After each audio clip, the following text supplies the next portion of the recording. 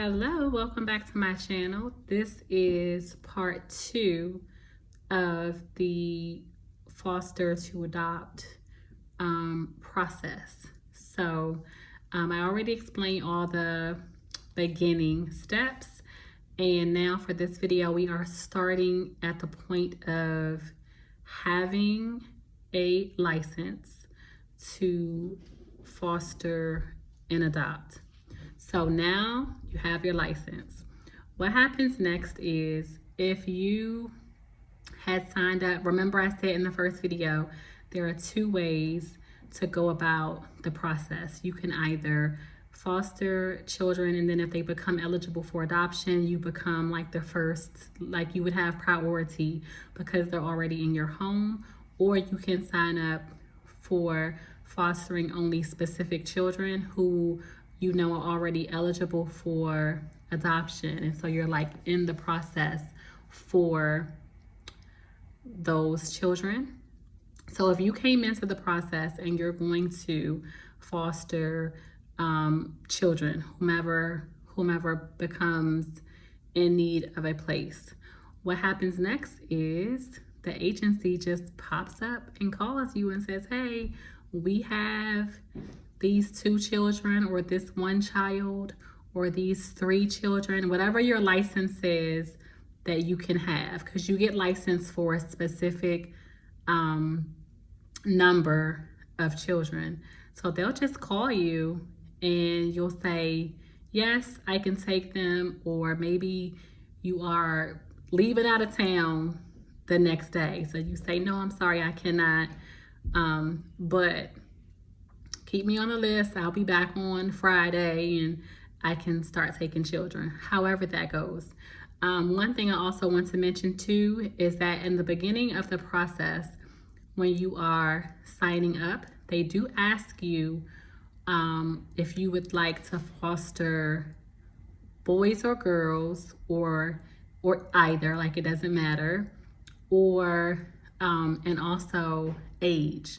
So I believe the ages is like they differentiate between infants and toddlers is like one group, and then like let's say like 4 to 8, and like 9 to 13, or 13 to 16. And then sometimes it's just open where you can say, you know, you can say any age. You know, you can say any age, anybody, doesn't matter.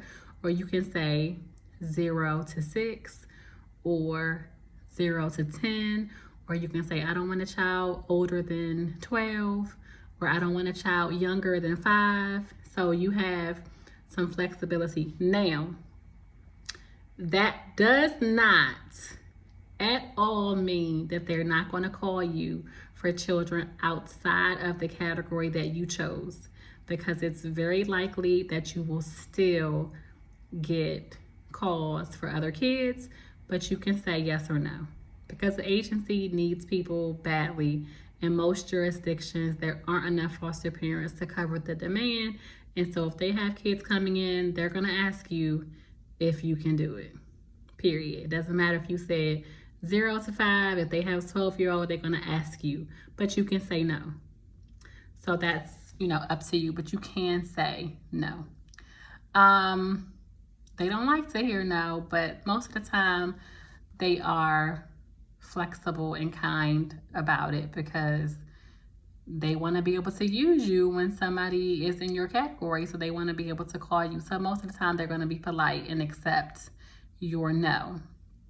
Okay, so if you came in the other way, like I was saying, where you came in for specific children, you can now start to have visits with those children.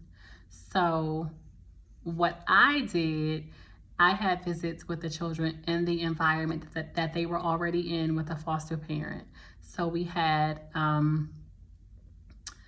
couple visits at that home, and then I took them out of the home for a visit. We went to like the aquarium, Chuck E. Cheese, the bookstore. We did a couple little things like that, sometimes just the playground. Then, so these were still like short visits. And then we got to the point of having an overnight visit, and then several overnight visits. And then there was the time to move in to my home. So that whole process took about 3 months. It wasn't expected to take that long. What happened was it was at the end of the school year. And so we waited to do the move for the end of the school year, which I did not agree with, only because there were issues in the home and I felt like they should have been removed as soon as humanly possible, which for me would have been day one, but that's the way they decided to move in that process. So depending on where you live and how they do it in your state, that process could be shorter, it could be longer.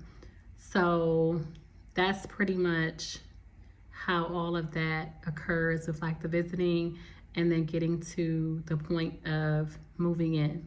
So you do have to technically foster, but I never looked at it that way because I knew from the beginning that I was going to adopt.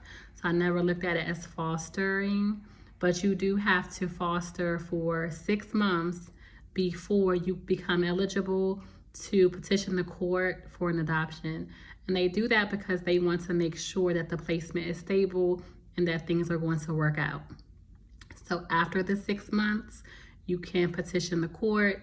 That's just a matter of you have an attorney assigned to you from the agency. In most cases, I know in DC and most other places that I'm aware of, they do that. So you have a attorney assigned to you at no cost to you.